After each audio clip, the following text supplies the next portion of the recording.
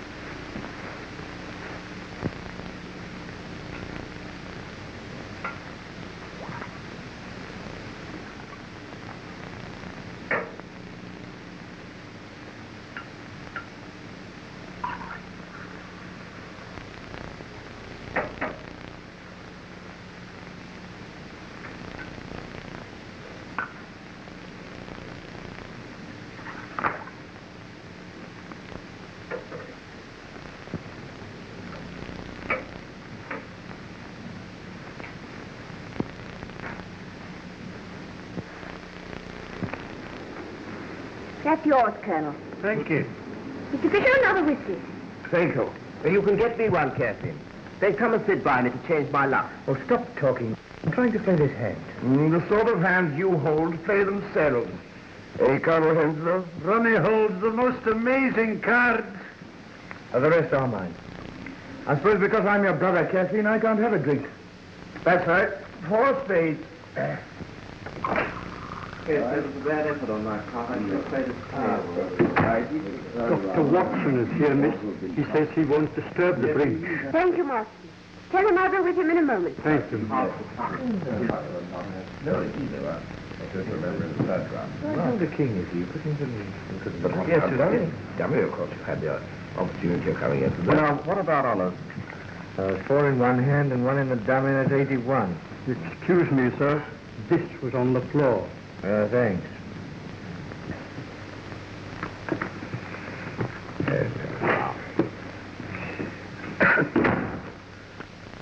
Thank you. My dear, I believe. Will you cut, Colonel? Come and sit by me, Kathleen. I can't leave Dr. Watson alone. I must go. Is that the Dr. Watson, the friend of Sherlock Holmes? Yes. Then you know Holmes? No. Dr. Watson has known us since Ronnie and I were kids. But we've never met Mr. Holmes. He's always too busy. I see. I've got 2 aces of spades. But we've used this pack before. Oh, I know. Marston found one on the floor. Yes, but how could he? And it must have dropped out here.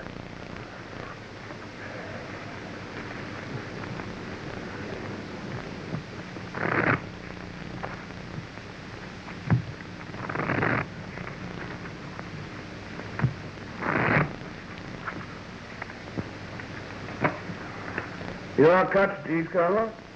Cut for me, Ronnie. Well, Oh, don't go, Kathleen. I'll come and say good night to you all before I go to bed. I expect you'll all be at it till 3. Now, don't get up. I hope you all win.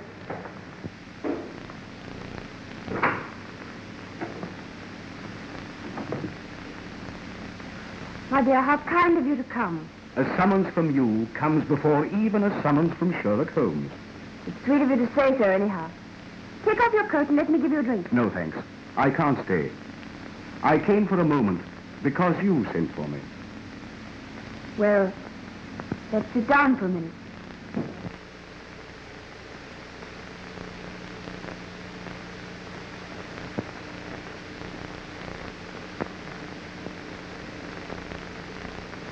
Has Ronnie got another bilious attack? No.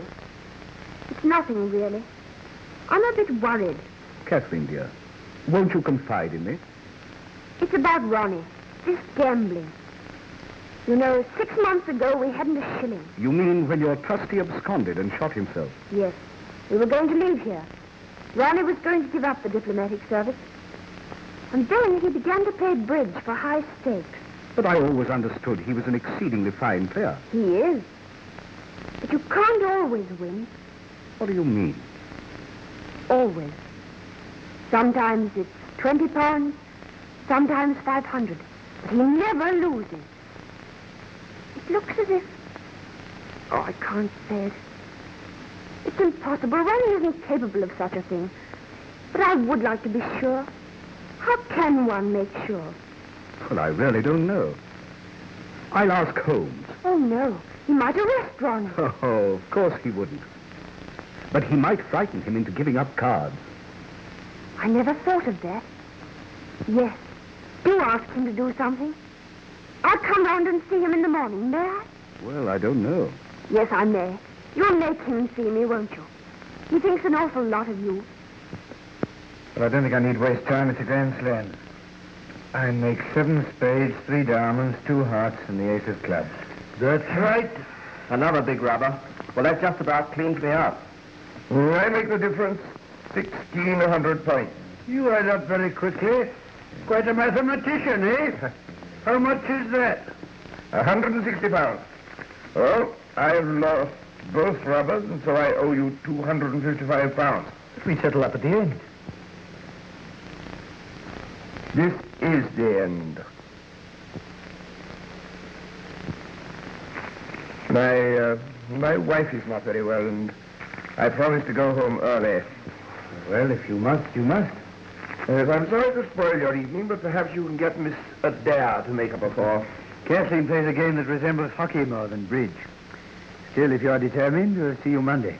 I'm afraid I shan't be able. I have to go out of town on important business, and I don't know when I shall be back. Then it's no use trying to fix another evening. I'm afraid not.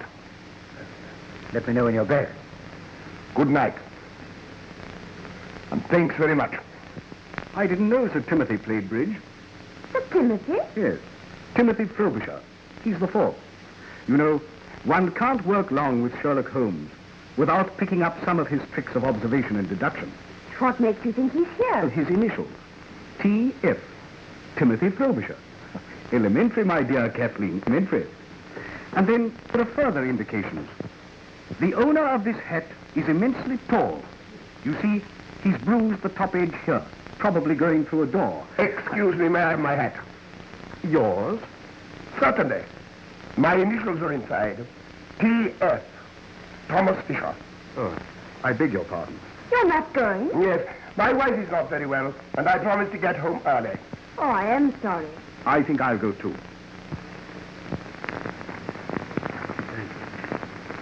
Well, good night, and thanks for playing. Sorry you had such rotten luck. See you Monday. Well, really, I think I better not. I've lost an awful lot lately, and I think I better chuck it for a bit. Oh, just as you like. Oh, don't think me rude, but I just can't afford it. That's all right, Eva. Good night, Colonel. Good night.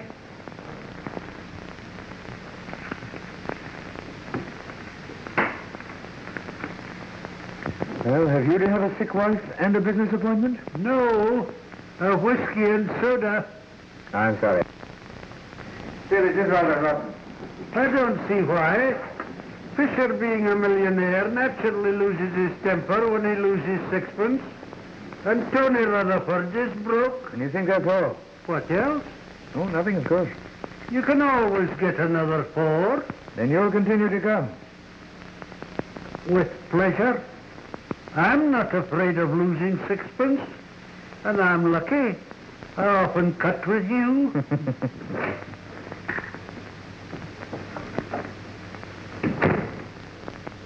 What's the matter with you all? Stopping so early. Well, Fisher had to go. And for once in my life, I'm going to have an early night. Then I'll see you out. Good night, Ronnie. Good night, Colonel.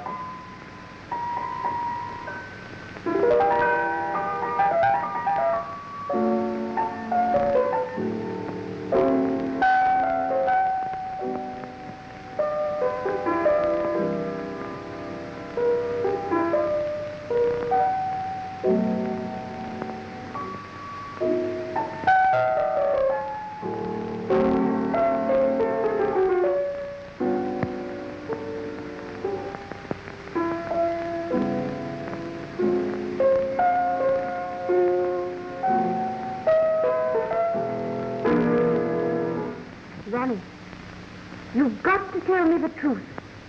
The truth? What do you mean? I've got to find out the truth. Terribly difficult thing, darling. Ronnie, stop. Trying to explain this ace of spades. Explain the You know exactly what I mean. When Marston picked it up, you said it belonged to that press. It doesn't, and you know it. Well, it must belong to some other pack. A hidden duplicate pack. What the devil do you mean?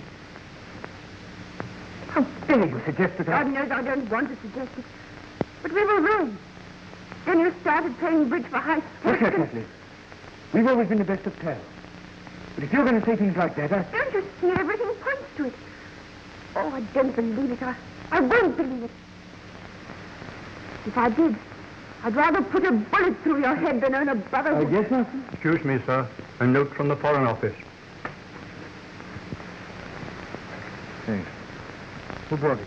Mr. Missionary. Did he know? No, sir. He said there would be no answer. Thanks. Shall you want anything else, sir? Not tonight, Marston. I shall want breakfast a bit earlier. The foreign craft means 9:30. Very good, sir. Good night, please. Good night, Marston. Good night, sir. Good night. Anything serious? Well, if you must know, they want me to go and see some German fellow in Hampstead who'll tell me some official secret which was probably published in last night's paper. Don't go, Ronnie. I've got to have this out with you. I can't believe. Ronnie.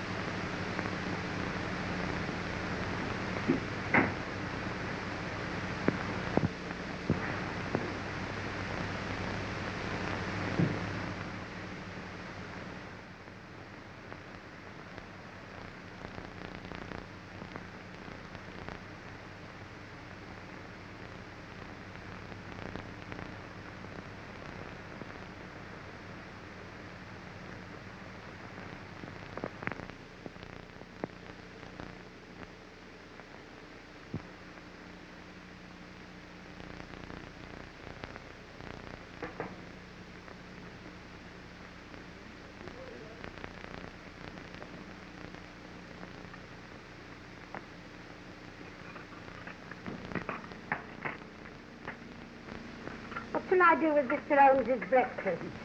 Isn't he up yet? Ain't no sign of him. Hasn't even took in his shaving water. I do wish he'd be a bit more regular in his habits. Meals at all times of the day does turn the house upside down. But you know, Mrs. Hudson, you always insist on keeping his meals for him. He never asks. Yes, but the poor man must eat sometimes. If I didn't see that he had a bite now and again, it'd have been in his grave years ago. I should go and bang on his door. Yes, sir. But sometimes when he's thinking out his problems, he's that cross when he's disturbed. He won't be this morning. He's rather good-tempered.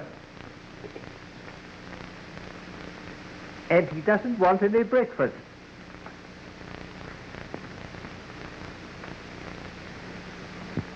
No, Mr. Holmes, you did give me a turn. Well, one good turn deserves another.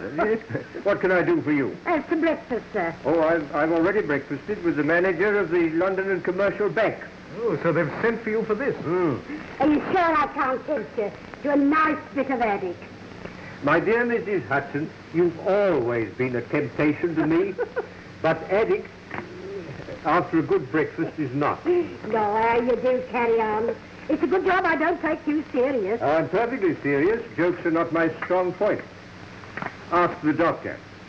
I never see any of his. No.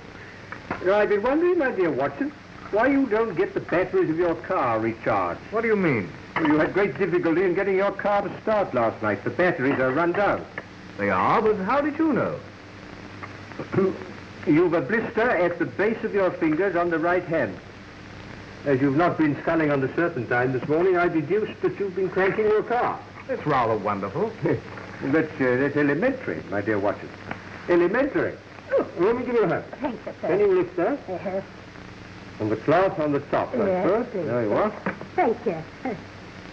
You sure there's nothing else I can do for you? No, nothing, thank you. Oh, wait a minute. Let me give you a hand.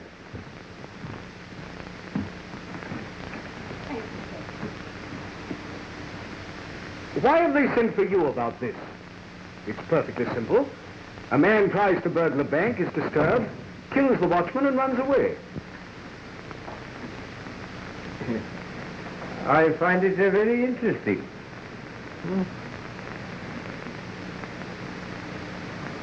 Have you ever heard of Professor Robert Moriarty? No. What's he got to do with it? Oh, he's to do with half the crimes the world over. He started as a mathematical professor, but ugly rumors gathered round him, and he resigned. Well, after that, he vanished for 10 years or so. I fancy he went abroad. Then he returned to England, and things began to happen. What thing? For a long time, I've been conscious of some power, a deep organization which stands in the way of the law. Once he made a slip, and I was able to deduce that behind that power was Moriarty. But he recovered himself, and I could prove nothing. He has hundreds of agents, none of whom have ever seen him. Sometimes an agent is caught. But the man who plans most of the crimes that are committed is never caught, never even suspected. He knows that I know of his activity. He also knows that up to now, I've been unable to reach him. And you think he's connected with this bank murder? I think it highly probable. Yes? Yes, come in. Inspector Lestrade to see you, Oh, sir. Lestrade. Anything fresh? No, Mr. Holmes? Sit down, Lestrade. Thank you. I just came in to get that piece of brown paper. Oh, yes, this little piece. You mean, I should like to keep it a little longer, if I may. I haven't yet decided what the rest of the label is. Well, I don't see how you ever can. It's just an ordinary shopkeeper's label. There's not enough of it to tell us anything. Well, I disagree, my dear Lestrade.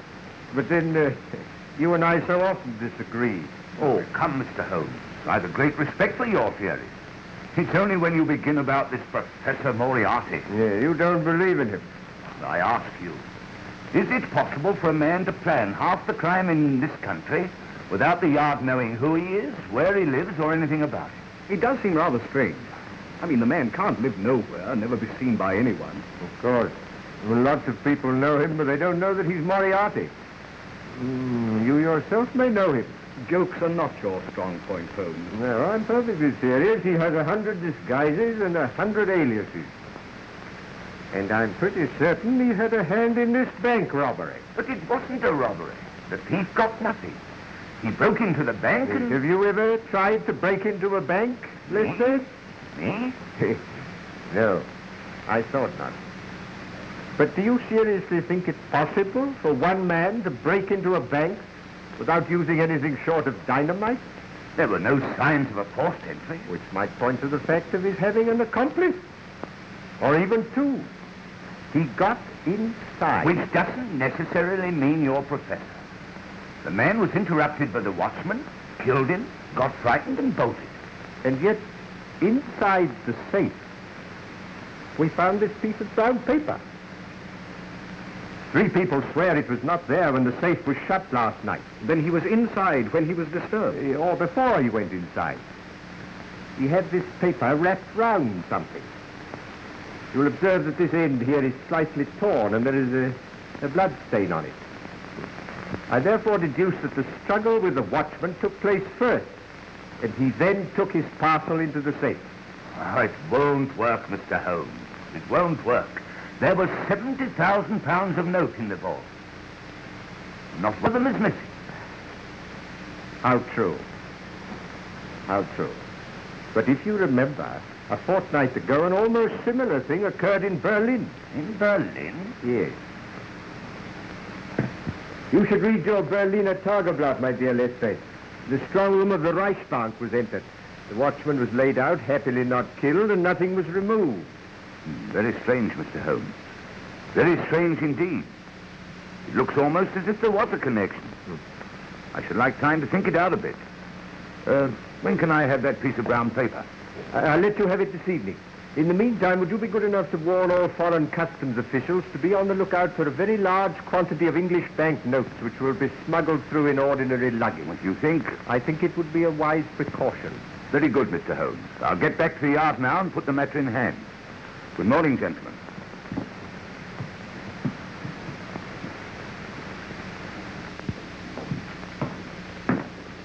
The chief has arrived, sir. Oh? What are his orders? He will interview Mr. Adair himself. Right. Send Mr. Adair in.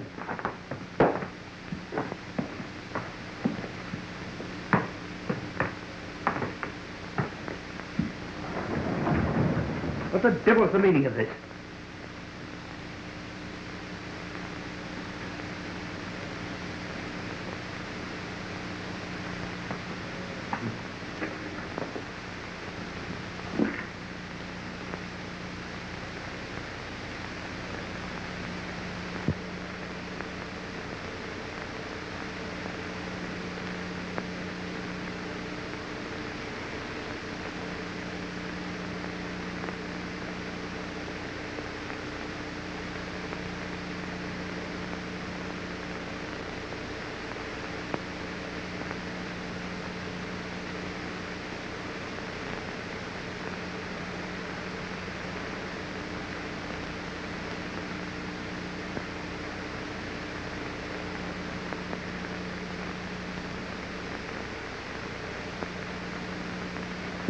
Adair.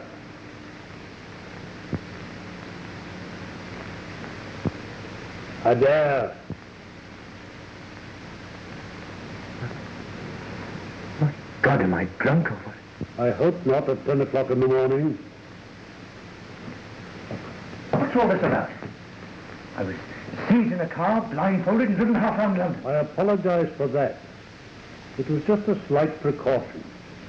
And you must forgive me concealing my identity behind the sleeping Cardinal. Please sit down.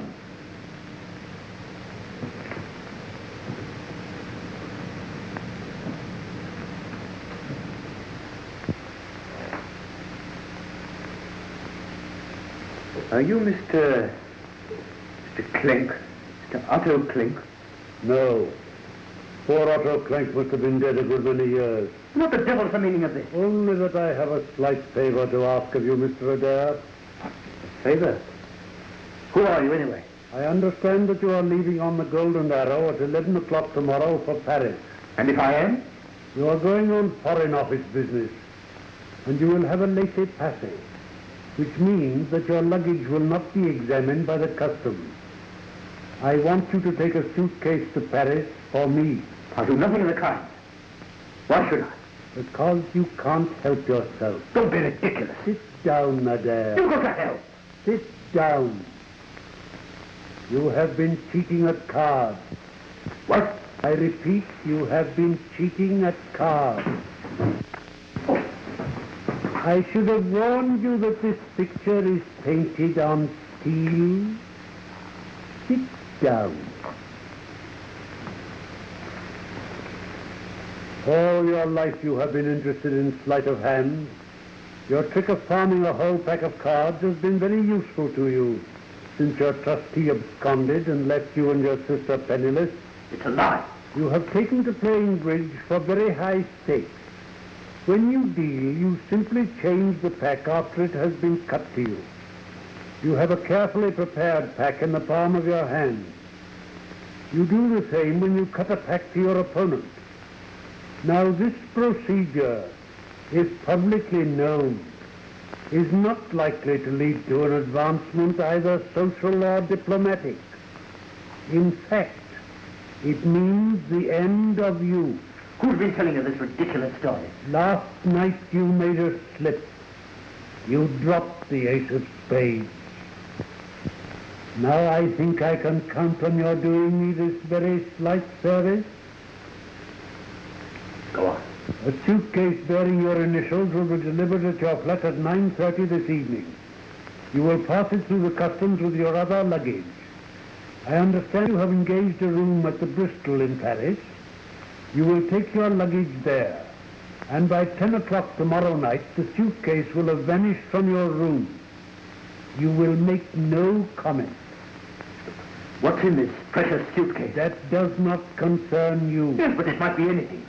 Stolen jewels, bonds, heaven knows what. No, I'll be damned if I'll be made use of in this way. I feel sure that you will change your mind. In the event of your not doing so, you will find the only alternative in the box on the table. What do you mean?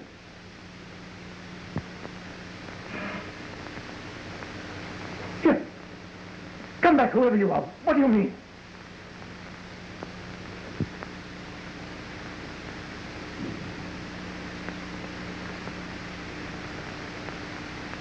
The only alternative. Oh, my God.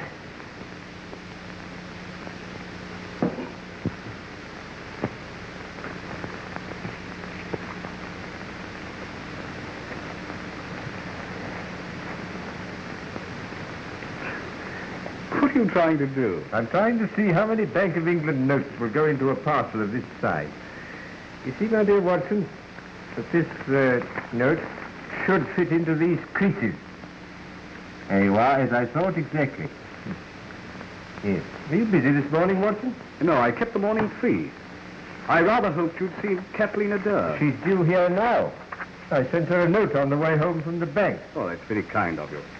But then you'll have a talk to Ronnie. No, I want to talk about it.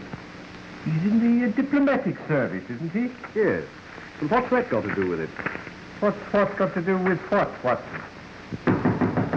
Come in. Mr. Dare to see you, sir. How wonderful of you to have managed it. It's terribly kind of you to see me. Not at all. Won't you sit down?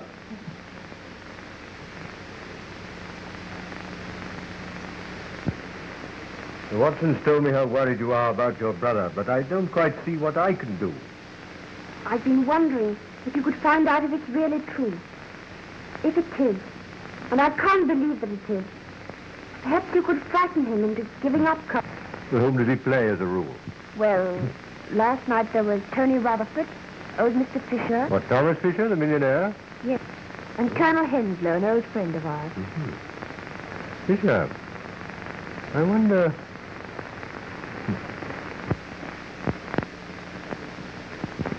Forgive me, Mrs. Dare, but does your brother travel at all on official business? Quite a lot. In fact, he's off to Paris tomorrow. Ah, I thought so. How long has he known that he would be going tomorrow? 3 or 4 days, I think. Where is your brother at the moment? I don't know. At the Foreign Office by now, I should think. He went out early this morning. They sent a car for him. Oh, do you happen to know where he had to go? I think he said Hampstead. I know it wasn't far. He should be back at the office by now. Yes. Yes. They think a great deal of your brother at the Foreign Office. They used to. But lately he's been playing so much bridge. I'm afraid he's been neglecting his work. Yes, that's a pity. Yes, I wonder if you'd be good enough to ask your brother to come and see me this afternoon. Of course. I'll go round to the Foreign Office now. Oh. I might just take him. Why not telephone? He hates being rung up there, and I couldn't explain on the telephone. What shall I do if I miss him? Well, when will you be seeing him? Tonight. He's dining out, and he's bound to come into dress. Very well. In that case, would you be good enough to ask him to come and see me in the morning before he starts? That's awfully kind of you. Don't mention bridge to it. As a matter of fact, I shall not say a word on that subject myself. But you may rest assured that after he has seen me, he will never gamble again. I can't tell you how grateful I am. Not at all. But I am grateful to you.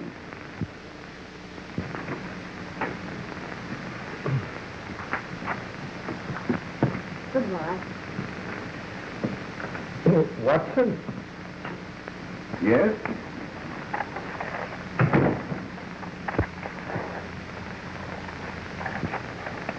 What's all this mean, Holmes? Means, my dear Watson, that the Foreign Office doesn't send a car to take a very unimportant young man to Hampstead.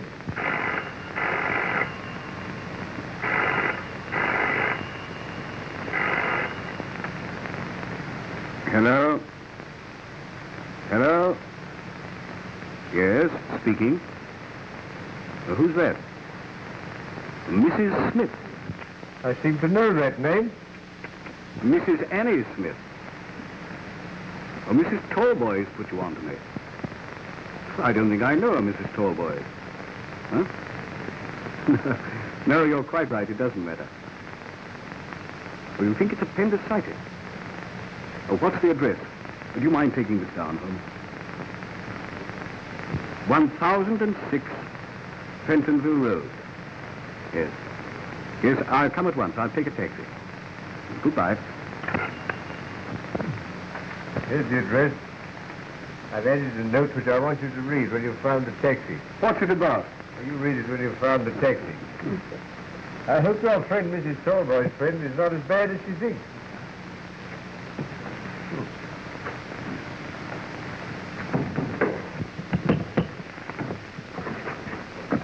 Now, what is it? Please, Mother says, can I have Paul's pajamas? They've blown us our line into your backyard. You've no right to hang out your washing and your whatnots in a respectable neighborhood like this. Mother said if you started carrying on about the washing, I wasn't to stand any of your lip.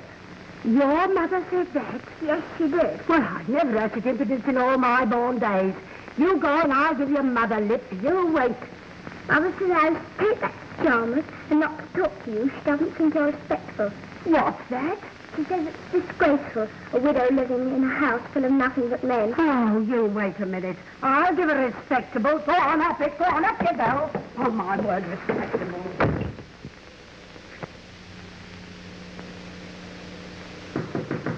Yes?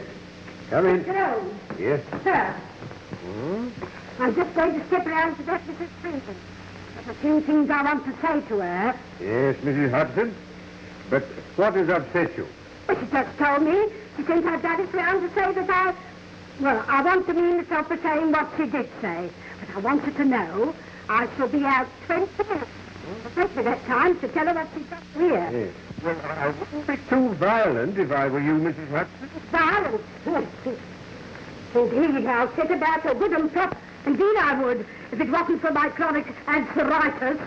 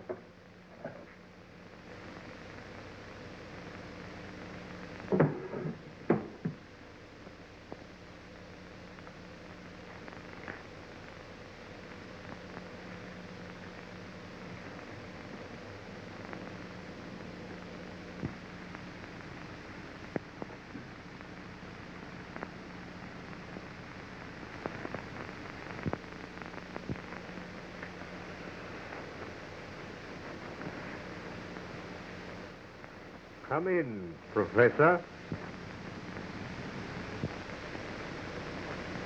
You think you know me, Mr. Holmes? Why not? You called upon me once before. On that occasion, your face was completely covered with surgical bandages. But your arrival coincided with the same removal of Watson and Mrs. Hudson. You were a little more original in your methods last time. Today, I recognized the symptoms. I was expecting you, Moriarty. How clever are you, Holmes? Let's take off your scarf, Professor. Perhaps you're right. This room is rather draughty. Shall we sit down? I'm afraid my method of getting rid of Watson and Mrs. Hudson was a trifle crude. But I had a sudden impulse, and anyhow it served its purpose. Except that our interview will be a brief one. Watson will have read my note in the taxi, telling him to ignore the call and come back here in 5 minutes. In that case, I will be brief. On the 4th of May, 1928, you crossed my path. A dangerous thing to do, Holmes. 8 months later, to be exact, the 20th of January, 1929, you incommoded me seriously. Yes, you made a bad slip in 1929, didn't you? Nearly had you, Professor. And now I find you so constantly in my way that it would be better for me if you were removed. Perhaps what I have to say has already crossed your mind. Possibly my answer may have crossed yours. You stand fast? Absolutely. A great pity, Holmes. I have a great respect for your mentality. A great pity. You're getting in the way of a great organization, the full extent of which even you, with all your cleverness, cannot realize. You wish to put me in the dock. You never will. If you destroy me, rest assured I shall do as much for you. That's very interesting, Professor, but your 5 minutes are up. I fancy I hear the arrival of Watson. May I offer you a piece of advice? Never give way to sudden impulses. They're even more dangerous to you than I am. I read your note, Holmes. I beg your pardon. Did you come to see me? Your friend is in great danger.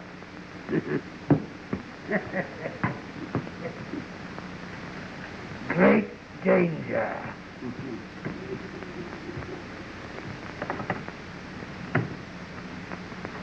What's the matter with him? It is the draft, Watson. He's feeling the draft very badly at this moment. But who was it? Well, that was Mrs. Smith of 1006 Pentonville. Mrs.? Or shall we say, Professor. Oh, the mythical Moriarty. What does he look like? Well, I know no more than you do. Except that the first molar in the left side of the upper jaw is very badly filled with gold. Have you a mathematical mind, Watson? I think so, fairly. Ah. Well, never give way to sudden impulses. They're not good for mathematicians. Moriarty has made the worst slip he's made since January 1929. You mean you think you found out how to get him? No. No, I found out where he gets his boots. I wish you'd be serious. The professor's boots are made by Mr. J.J. Godfrey, bootmaker. Here we are. 502 Pont Street, Southwest 1. Godfrey, Pont Street? Yes. But that's where I have mine made.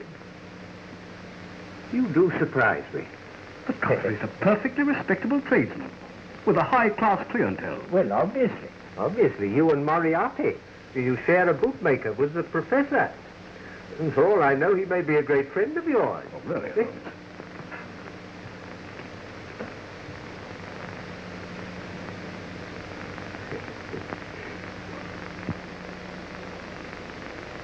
Does Mr. Godfrey make his boots on the premises? Yes, in the basement. He showed me over his workshop once. Yes. I think I'd like to see over that workshop. We'll arrange with Lestrade to call there about 8 o'clock tonight. But how can it possibly matter where Moriarty buys his boots?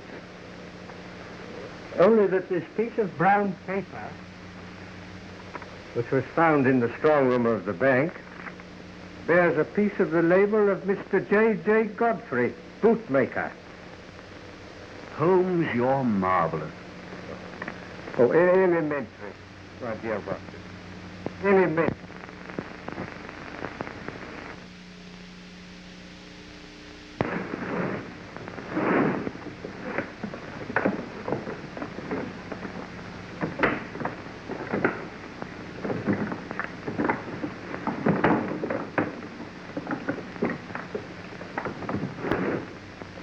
Well, that's that.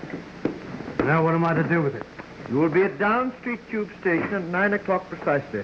You'll take the suitcase with you. Oh, it's all right. There's heaps of time. It isn't 8 o'clock yet. In the main entrance, you'll see a man with a scar on his left temple.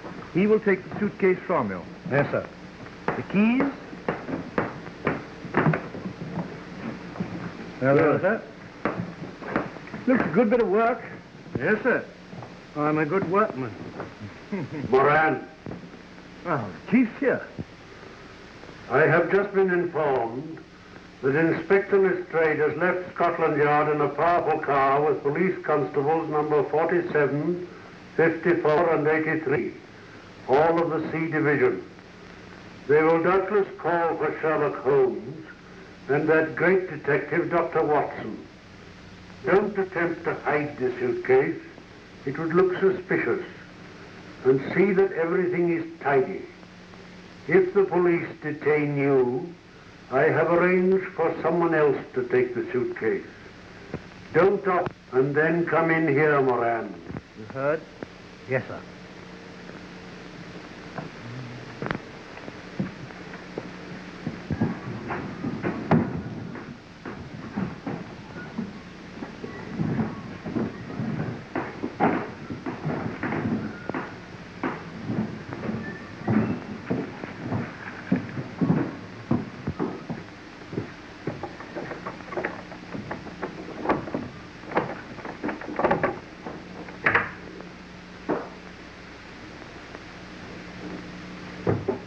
Put this right, Godfrey, will you? All right, sir.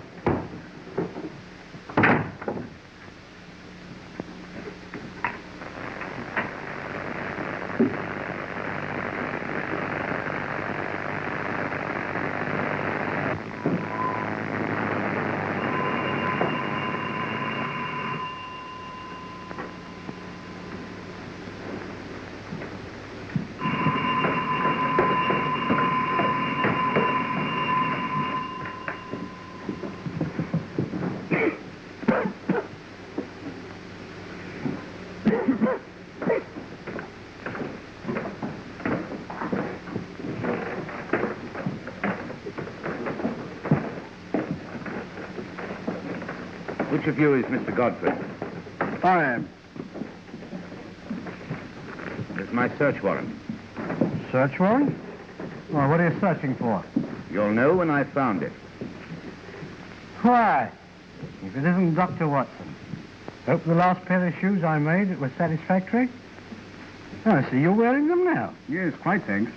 I say, Holmes, this does seem rather absurd. You know, Godfrey's made my shoes for years. Yes, your shoe last is in that cupboard over there now. Over there? Yes. I'll go and find it.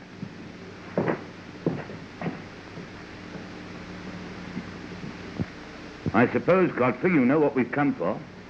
I haven't the slightest idea.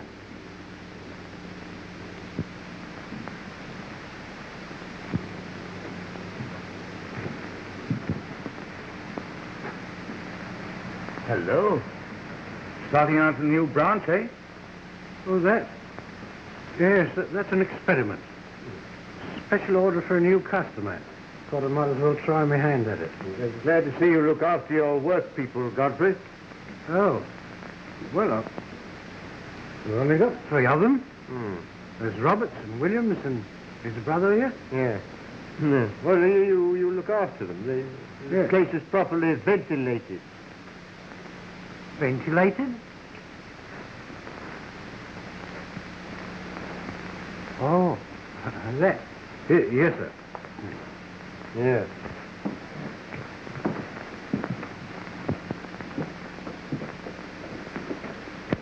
Oh, yes. A ventilator.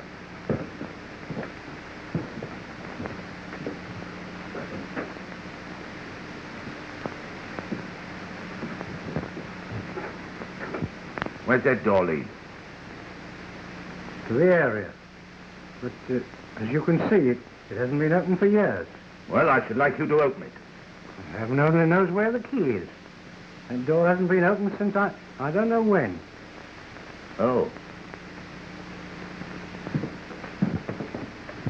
Godfrey, this is a curious looking... What do you use for? It's used for special work. Oh.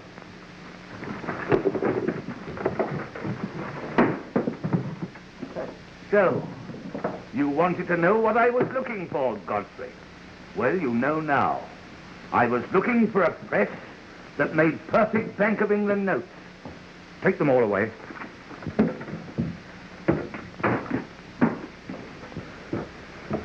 What are you doing? Quick, follow this wire. Let's straight. What for? Yes.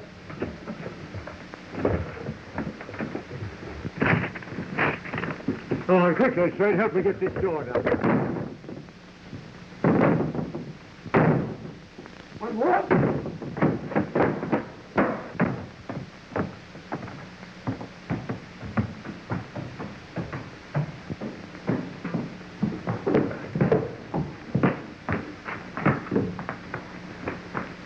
Watson. Damn.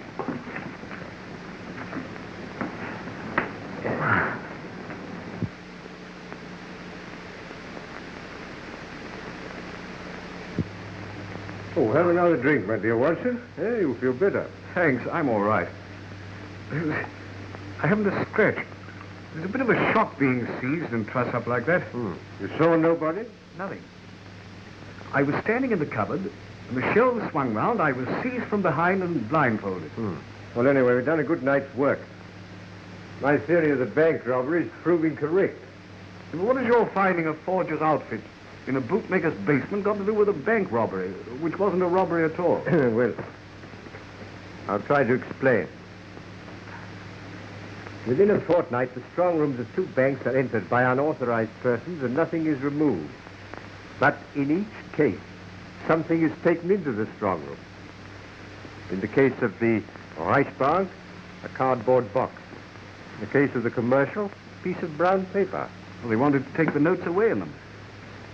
The brown paper had been creased and folded round something.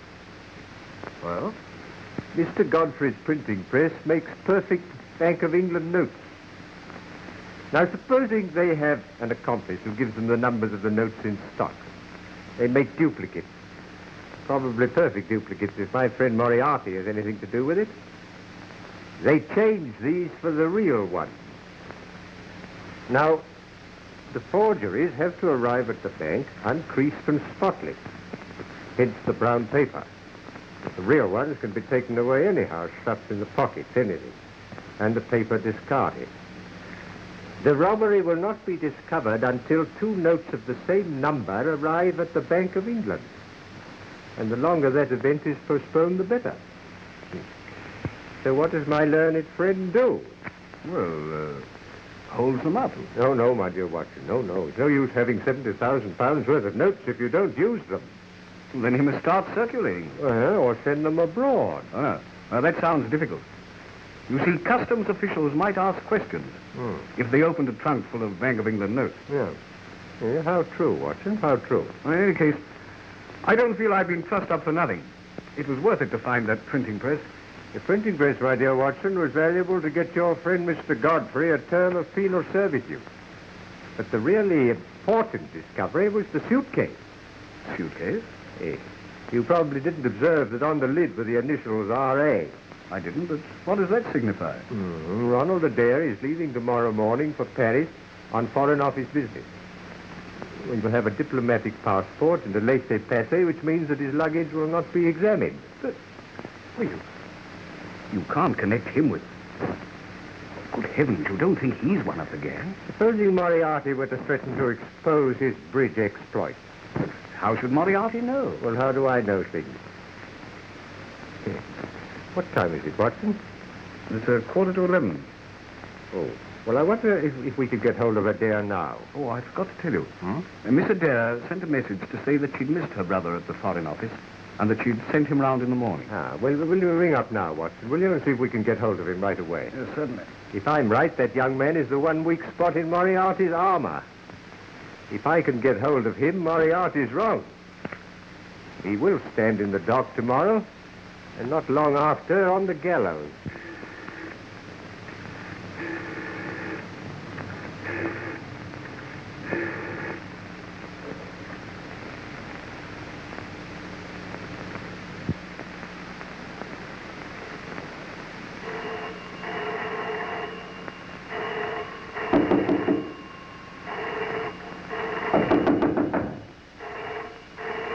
Mr.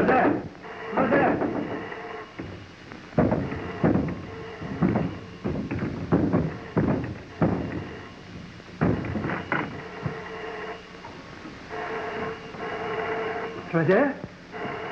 Mr. Adair!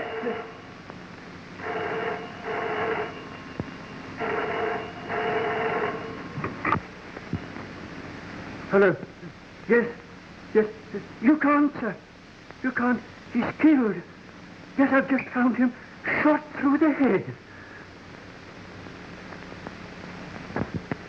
Is it usual for you to go to bed as early as 10 o'clock? Yes, sir. When there's no company. And you heard nothing at all? No, sir. You see, our bedrooms are all at the back of the building.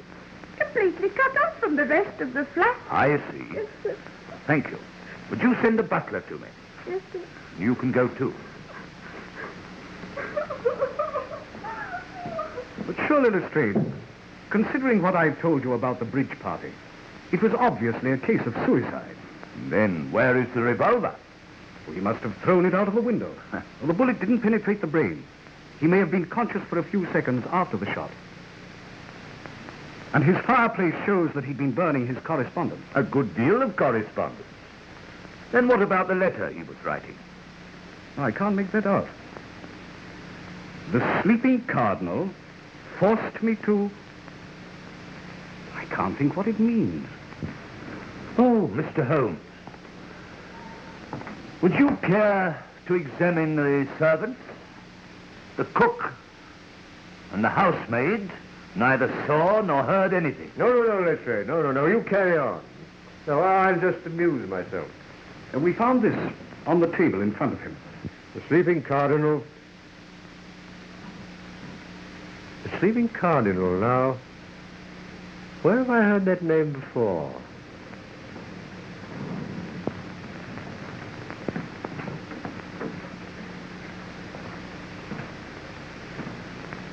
You're the butler here. Yes, sir. Have you been with the family long? 3 years, sir. Then you know their ways. Did anything unusual occur here this evening? No, sir. Miss Adair dined alone at home, and Mr. Adair came in at 9:15 with Colonel Henslow. Who is Colonel Henslow? Oh, he's an old friend of the family. He knew Ronnie Adair's father in India. Sir Henry Adair was Governor General of Bengal, you know. They used to hunt tigers together. Did you gather at all what they were talking about when they came in? Well, sir, Mr. Adair was saying, "And you think Fisher means trouble?" Huh? That was all I heard, sir. How long was the Colonel here? Barely half an hour, sir. Was Miss Adair with him? No, sir. She was in her room. Was anyone else in the flat? No, sir. You're positive that there was no one else at all? No, sir. Oh, a man came about 9:30 with a new suitcase that Mr. Adair had ordered. What kind of a man? I didn't notice him particularly, sir. He wasn't actually inside the flat. He just handed me the case and I signed for it. Where did the case come from? I really didn't notice, sir. I just told Mr. Adair it was here, and He told me to put it with the other luggage in his bedroom. Oh. Which one? That's the odd thing, sir. It isn't here. And I can't find it anywhere, so I searched the flat. It was quite an ordinary sort of case. Can't think where it could get hidden. But it must be somewhere. Unless Mr. Adair took it out. He didn't go out, sir. He went straight to his room after the Colonel had left. Why didn't Miss Adair come and see the Colonel? Wasn't she friendly with him? Oh, yes, sir. She was quite friendly with him. Wasn't she friendly with her brother? They were devoted to each other. They was, sir. But there was a bit of a shindy last night, sir.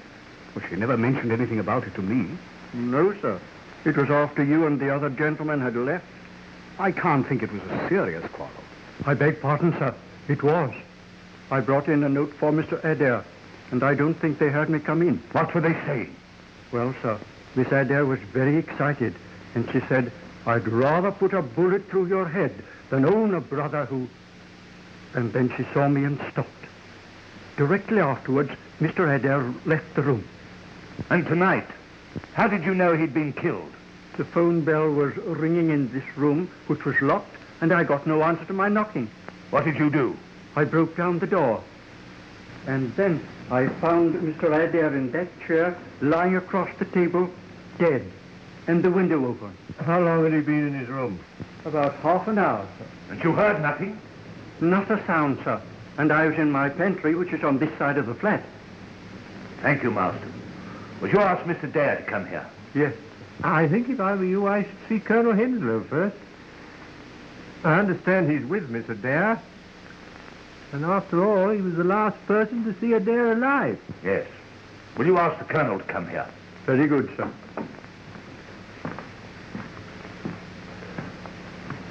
Well, that disposes of your suicide theory.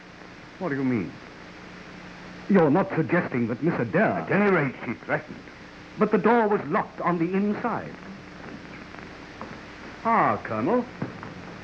I don't think you know Inspector Lestrade and my friend Sherlock Holmes. Delighted to meet two such famous people. I also am delighted to meet such a distinguished big game hunter. My hunting days are over. Yes, yes. There must be a great trial to you, of all people. Was it the war? No, a tiger mauled my arm. It turned septic and had to be taken off at the shoulder. I'm lucky to be alive at all. Yes, I'm immensely ignorant about tiger hunting. Tell me, you go out on elephants with beaters, don't you? Pardon me, Mr. Holmes, but I must ask the Colonel a few questions. Yes, all right, let's say, just a minute. I'm very interested in tiger hunting. Well, elephants and beaters are used when royalty and rajas hunt tigers, but they're expensive. Oh, very. You can always tether a goat and wait till the tiger comes for it. Really, Mr. Holmes, I'm pressed for time, and I must ask the Colonel a few questions. Yeah, well, fire ahead, Lester, fire ahead. You were the last to see the deceased alive. Yes, he's been very nervous since last night. He came round this evening and asked me to come back with him for a chat. I suppose you all know what's happened at the bridge party. Yes? One of the players looked like being unpleasant, and Adair wanted my advice. And what was your advice? To do nothing at all. Even if it were true, nobody could prove it. And he was less worried when you left? I think he was, a little. I understand a new suitcase was brought to the house last night. Were you there when it arrived? I believe so. I never saw it, but I heard Ronnie tell Marston to take it into his bedroom. What time did you leave? About 9:45. And within 3/4 of an hour, he was found dead. Surely it's obvious he shot himself. I disagree, my dear Watson. He was murdered. Of course. You don't really think so? Yes, my dear Colonel. I'm certain of it. And what is more, I'm sure you'll all be glad to hear that within 24 hours, I shall not only be in a position to prove it, But I shall have the murderer under lock and key. I'm delighted to hear it. Not that it can bring the poor lad back. You know, Ronnie, with all his faults, was extraordinarily lovable. I feel rather as if I had lost a son. Thank you, Colonel Henslow. I shan't need you anymore. Would you mind asking Mr. Dare to come to me a moment? Certainly. Goodbye, Mr. Holmes. Goodbye, Colonel.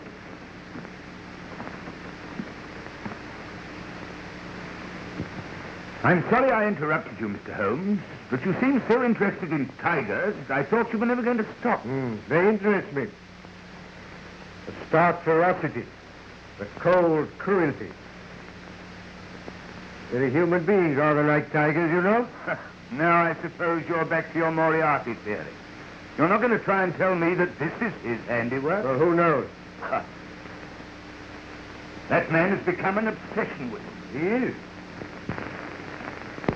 He is. Mr. Dare, I want to offer you my very sincere sympathy. It was a ghastly shock to me. I can imagine what it must have been to you. I won't keep you a minute, Mr. Dare. Won't you sit down?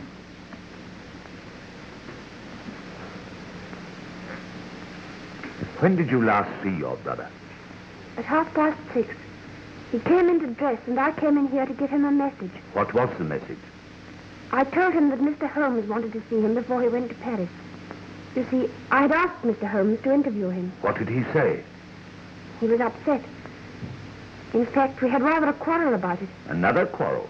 You had one the night before. Yes, but this was not so serious. He was merely annoyed that I had spoken to Mr. Holmes. He was very annoyed? Well, rather. He seemed more frightened than annoyed. I couldn't understand. And so you quarreled again? Well, yes. He said I had no business to interfere in his affairs. And did you again threaten to shoot him? Shoot him? What do you mean? The night before, your butler heard you threatening him. Oh, no. I never did anything of the kind. I shoot Ronnie. You said you would rather put a bullet through his head than own a brother who... Oh, that was only a figure of speech. I was A accusing him of most something. unfortunate figure of speech, considering that within 24 hours he was found with a bullet through his head. But you don't think that No, miss. But I must ask you to come along with me after I've finished my investigation. I say, Lestrade, this is grotesque. Holmes, listen. Here's Lestrade suggesting that Mr. Dare... No, Dr. Watson, I didn't. All I want is her to come along and make a statement. I'm sure Mr. Dare will be delighted to go with you, Lestrade.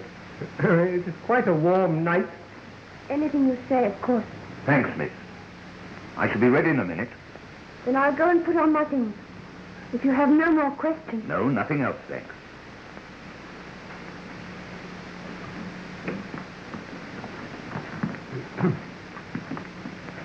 This is outrageous. Well, Mr. Holmes, what do you think? It's really remarkable how many varieties of trees there are in the London parks. Have you ever noticed what remarkably fine specimens? Really, Mr. Holmes, you're a most extraordinary man. In the middle of an investigation like this, you begin talking about trees. Holmes, you've heard Lestrade's ghastly accusation. Surely it was suicide. He burned his correspondence. I don't think he did. These are the ashes of, I should say, at least a dozen packs of playing cards. Because he was afraid Fisher was going to expose him. My dear Watson, as I've already told you, this was murder. And it was committed from outside this room. What? Shot through the keyhole? Ronald Adair burnt those playing cards, and they caused a great deal of smoke. He opened the window and sat down to write that confession. And the moment he sat down, he was shot from outside. But how? From this height, you can hardly see the street. He would have had to have been hanging out of the window. And he wasn't. He was sitting in that chair. And you're suggesting that somebody stood in the middle of Park Lane between 10 and half past and fired a rifle? It would have had to have been a rifle to carry as far as this. And that nobody saw or heard anything, though there must have been hundreds of passers-by. Yes, passers-by there undoubtedly were.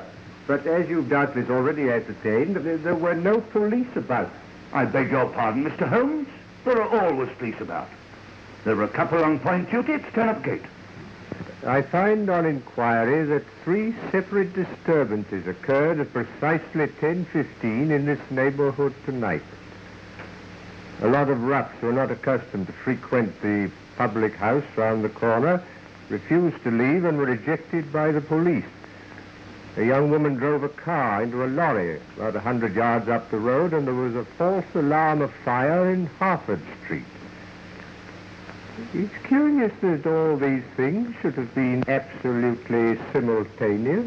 But even supposing the police were occupied, you can't stand and fire a rifle into a Park Lane window without somebody having seen and heard something. How true. Do you know a hornbeam when you see one? A hornbeam? There are some remarkably fine specimens in the park.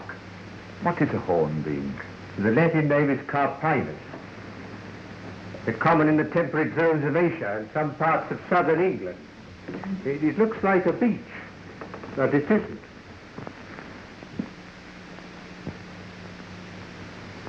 Do you know, Dr. Watson, in spite of the fact that I've known Holmes for some years, I sometimes wonder if he's all there.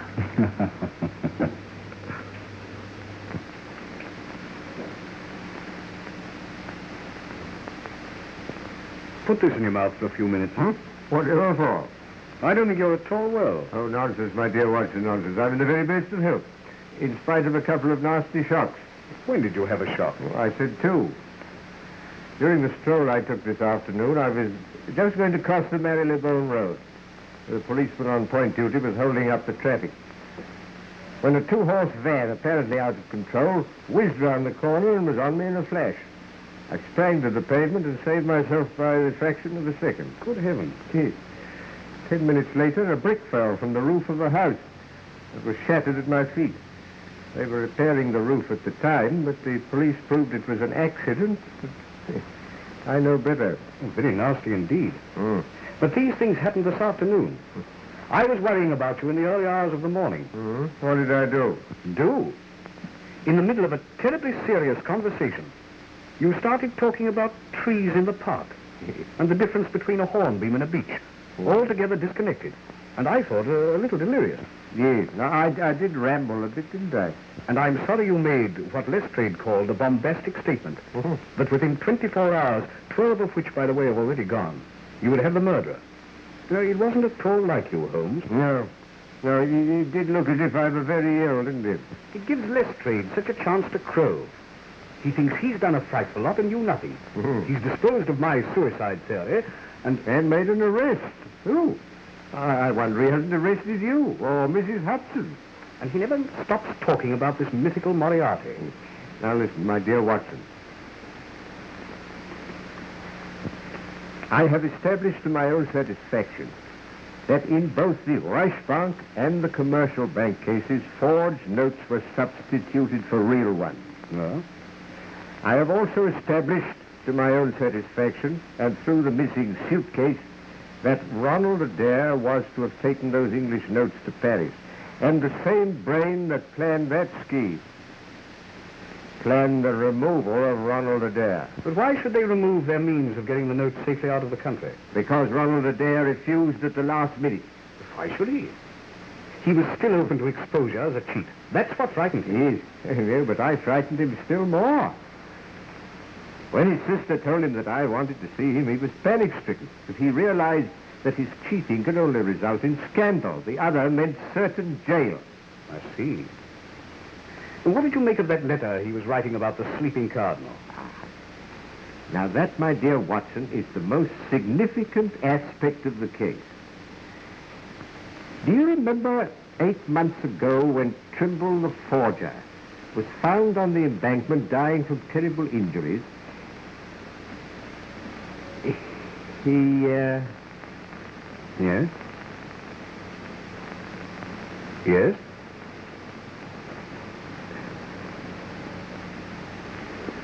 Yes. Now, we mustn't forget your appointment. Appointment? Yes, it's necessary for me to remain alone a little while. So you, my dear Watson, are going to Euston. Euston? Whatever for?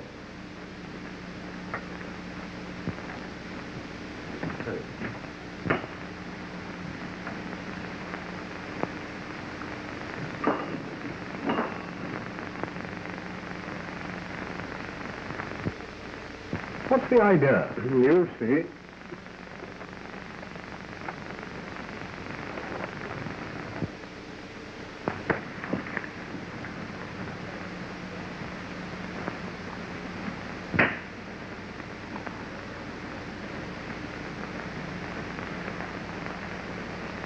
You're going to have a busy night. Now, I want you to put on your coat and hat, take a suitcase, you needn't pack anything, get a taxi, and make a great fuss about getting it.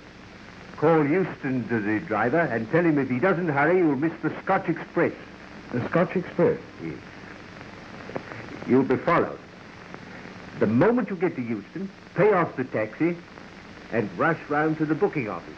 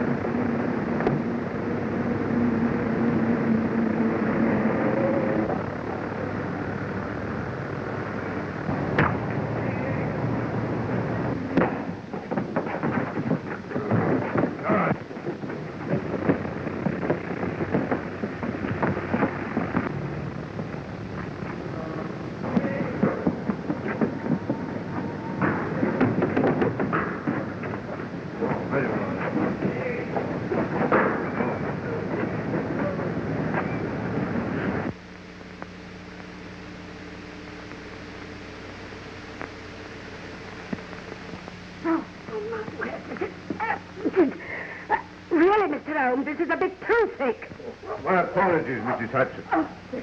Once again, you've proved yourself far above ordinary women. Well, Mr. Holmes, I did as you told me to. I moved the statue every few minutes when suddenly the whole blooming thing falls on top of me. But you've done very well, Mrs. Hudson. Very well. Lestrade, bring in the prisoner.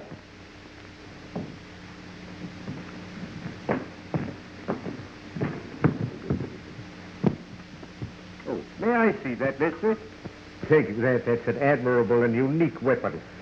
Absolutely noiseless and of tremendous power. Crikey. I knew von Herder, the German mechanic who constructed it, to the order of Professor Moriarty. I've known of its existence for some time, but I've never handled it before. Ah, Watson, I've just been murdered.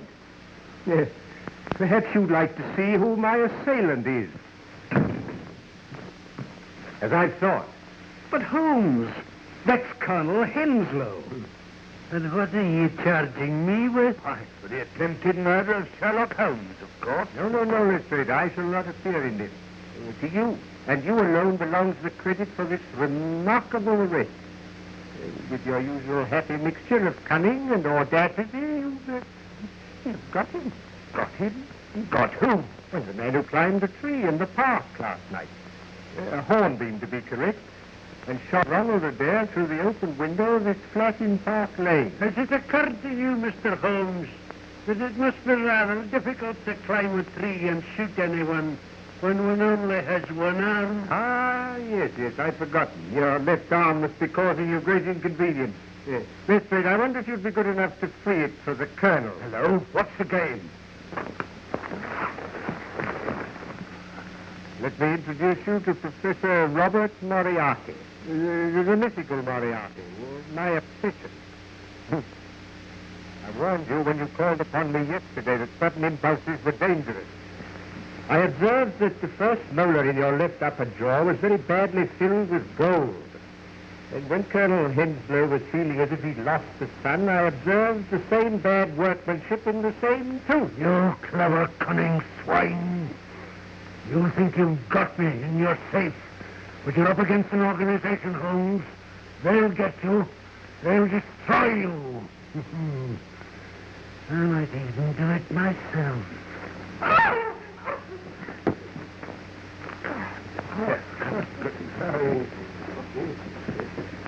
Take him to the station, Lestrade. Yes. I think you'll find most of your organization waiting for you there. Also a brand new sealing £70,000 of good English banknotes. Take him away. We shall meet again, Mr. Holmes. And next time... Come on. You all right? I am, except my feelings and my tie, which is entirely disorganized. Well, we proved our Moriarty's theory, all right, Mr. Holmes. It's not easy to throw dust in your eyes, my dear Lestrade. Doesn't do to trifle with Scotland Yard. Quite true, Mr. Holmes. Quite true. Well, now, Watson, what about the drink? You'd like one, wouldn't you? Thanks. Lestrade?